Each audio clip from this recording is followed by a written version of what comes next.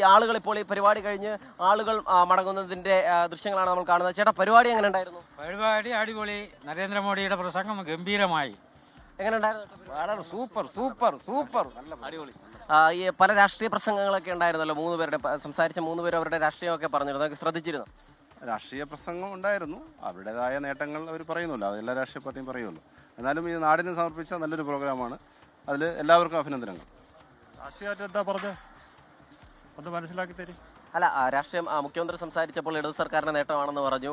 പ്രധാനമന്ത്രി സംസാരിച്ചപ്പോൾ എല്ലാവരും പറഞ്ഞുകൊണ്ടിരിക്കുന്നു. എല്ലാവരും അവരുടേതായ കാര്യങ്ങൾ ചെയ്തിട്ടുണ്ട്. അങ്ങനെ ഇത് വരുവുള്ളൂ. അത് അല്ലാതെ ഒരു രാഷ്ട്രീയ പാർട്ടിയല്ല, എല്ലാ രാഷ്ട്രീയ പാർട്ടിയും അവരവരുടേതായ യോഗദാനം ചെയ്തിട്ടുണ്ട്. ചടങ്ങ് എങ്ങനെ ഉണ്ടായിരുന്നു? ചടങ്ങ് ഓക്കെ, നല്ല ഓക്കെ. എങ്ങനെ ഉണ്ടായിരുന്നു? അടിപൊളി പരിപാടിയായിരുന്നു. നല്ല പരിപാടി. വിജയകരം, അങ്ങനെ ഈ ചടങ്ങിൽ പങ്കെടുത്തവരാണ് ഇപ്പോൾ മടങ്ങിക്കൊണ്ടിരിക്കുന്നത്. അത് വളരെ നേരത്തെ തന്നെ ഇവർ ഈ പരിപാടി കഴിഞ്ഞ് ഇവിടെ കനത്ത ചൂടാണ്, ഈ പ്രദേശത്ത് കനത്ത ചൂടാണ്. അതുകൊണ്ട് തന്നെ നമ്മൾ പ്രധാനമന്ത്രി സംസാരിക്കുന്ന ആ സമയത്ത് തന്നെ കുറച്ച് പേർ ഇങ്ങനെ മടങ്ങുന്നുണ്ടായിരുന്നു. അപ്പോൾ നമ്മൾ അവരുടെ പ്രതികരണം ചോദിച്ചപ്പോൾ പ്രധാനമന്ത്രി പറയാനുള്ളതൊക്കെ കേട്ടു. പക്ഷേ കനത്ത ചൂടാണ്, അതുകൊണ്ടാണ് മടങ്ങുന്നത് എന്ന് പറഞ്ഞു. ചിലർക്ക് സീറ്റ് പോലും കിട്ടാത്ത സാഹചര്യം ഉണ്ടായിരുന്നു. അങ്ങനെ 10,000 പേർക്ക് ഇരിക്കാവുന്ന വലിയ വേദിയിൽ, കൂറ്റൻ വേദിയിൽ ആ വേദി മുഴുവൻ നിറഞ്ഞു കവിയുന്നൊരു സാഹചര്യം ഉണ്ടായിരുന്നു. അതിനുശേഷം രാജ്യത്തിന് വിഴിഞ്ഞം തുറമുഖം സംസ്ഥാനത്തിന്റെ അഭിമാന പദ്ധതി സമർപ്പിച്ച ശേഷം, രാജ്യത്തിന് സ്വന്തമായതിനു ശേഷം പ്രധാനമന്ത്രി നരേന്ദ്രമോദി ഇപ്പോൾ അല്പസമയത്തിനകം തന്നെ മടങ്ങും. നമുക്ക് ഇവിടെ നിന്നും ആ ദൃശ്യങ്ങൾ കാണിക്കാൻ കഴിയും. അല്പസമയത്തിനകം തന്നെ ആ ഹെലികോപ്റ്ററിലേക്ക്, ഇപ്പോൾ ആ ഹെലികോപ്റ്റർ സ്റ്റാർട്ട് ചെയ്തിട്ടിരിക്കുകയാണ്. ആ ഹെലികോപ്റ്ററിൽ നരേന്ദ്രമോദി വിമാനത്താവളത്തിലേക്ക് പോവും എന്നുള്ളതാണ്. എന്തായാലും ഇന്നലെ വൈകുന്നേരം മുതൽ തന്നെ പ്രധാനമന്ത്രി ഇവിടെ ഉണ്ടായിരുന്നു, തിരുവനന്തപുരത്തുണ്ടായിരുന്നു, രാജ്ഭവനിലായിരുന്നു. അതിനുശേഷം ഈ വിഴിഞ്ഞം തുറമുഖത്തിൻ്റെ കമ്മീഷനിങ് ചടങ്ങുമായി ബന്ധപ്പെട്ട് സ്വാഭാവികമായും അതിലെ എന്തെങ്കിലും പറയാനുള്ള രാഷ്ട്രീയമൊക്കെ വളരെ ചുരുങ്ങിയ വാക്കുകളിൽ ഉണ്ടാകും എന്ന് നേരത്തെ തന്നെ നമുക്ക് ഉറപ്പായിരുന്നു. പ്രത്യേകിച്ചും ഇതിലെ ക്ഷണം, ഇതിൻ്റെ ക്രെഡിറ്റ് ഒക്കെ പല കാലങ്ങളിൽ വിവാദമായതിൻ്റെ പശ്ചാത്തലം കൂടി നമുക്ക് മുൻപിലുണ്ട്.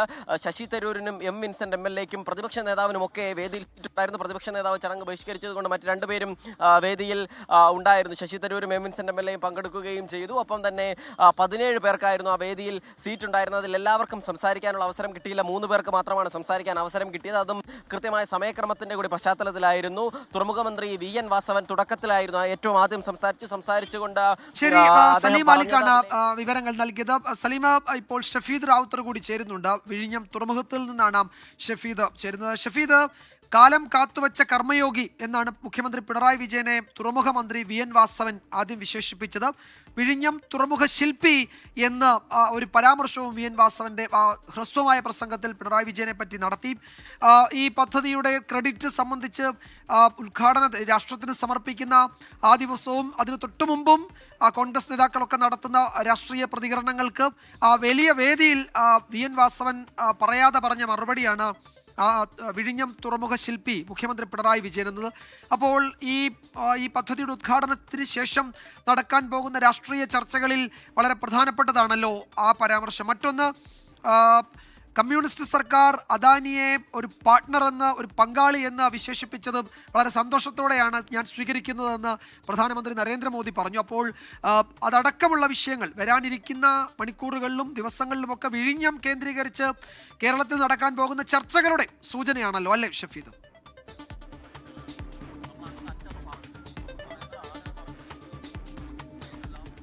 വിജയകുമാർ, ഉറപ്പായിട്ടും. കാരണം രാഷ്ട്രീയമായി പല കാര്യങ്ങൾ അത് ഒളിപ്പിച്ചു വെച്ച് പറഞ്ഞടക്കമായിരുന്നു വിഴിഞ്ഞം കമ്മീഷനിങ്ങിന്റെ ഉദ്ഘാടന ചടങ്ങിന്റെ വേദിയിൽ. അത് പ്രധാനമന്ത്രിയാണെങ്കിലും മുഖ്യമന്ത്രിയാണെങ്കിലും തുറമുഖ വകുപ്പ് മന്ത്രി VN വാസവനാണെങ്കിലും സംസാരിച്ചതെന്നുള്ള കാര്യത്തിൽ തർക്കമില്ല. അതുവരെ വിഴിഞ്ഞം അവകാശ തർക്കവുമായി ബന്ധപ്പെട്ട് ഉയർന്നു വന്നിട്ടുള്ള രാഷ്ട്രീയമായ വിവാദങ്ങൾക്കൊക്കെയുള്ളൊരു മറുപടി അത് പറഞ്ഞുകൊണ്ടായിരുന്നു തുറമുഖ വകുപ്പ് മന്ത്രി അദ്ദേഹത്തിന്റെ പ്രസംഗം ആരംഭിച്ചത്. പക്ഷേ അപ്പോഴും ഒരു കാര്യം, ഈ അങ്ങനെ ഒരു സ്ട്രാറ്റജിയിൽ സംസ്ഥാന സർക്കാർ അതല്ലെങ്കിൽ ഇടത് സർക്കാരിന്റെ ഒരു മന്ത്രി സംസാരിച്ച് തുടങ്ങുമ്പോഴും പ്രധാനമന്ത്രി അവസാനം അവസാനിപ്പിച്ചത് രാഷ്ട്രീയമായി അത് CPM-നടക്കം മുൻപ് ഉയർത്തിയിട്ടുള്ള ചില അവരുടെ നിലപാടുകൾക്കുള്ള മറുപടിയാണ് എന്നുള്ള കാര്യത്തിൽ നമുക്ക് ഒരു തർക്കവുമില്ല എന്നുള്ളതും ഏറ്റവും പ്രധാനപ്പെട്ട കാര്യം. ഇന്ന് തുറമുഖ വകുപ്പ് മന്ത്രിയാണ് ആദ്യം സംസാരിച്ചത്. അദ്ദേഹം ഈ വിഷയത്തിൽ പറഞ്ഞത് 1ഉം 2ഉം പിണറായി സർക്കാരിന്റെ ഇച്ഛാശക്തിയാണ് വിഴിഞ്ഞം തുറമുഖം. ഒന്നും നടക്കില്ല എന്ന ഇടത്തു നിന്നും ഒന്നും അസാധ്യമല്ല എന്ന് സർക്കാർ തെളിയിച്ചു. വിഴിഞ്ഞത്തിന്റെ ശില്പി മുഖ്യമന്ത്രി പിണറായി വിജയനാണെന്ന വിഴിഞ്ഞം തുറമുഖത്തിന്റെ കമ്മീഷനിങ്ങിന്റെ ഉദ്ഘാടന ചടങ്ങ് വേദിയിൽ ആവർത്തിച്ച് പറഞ്ഞു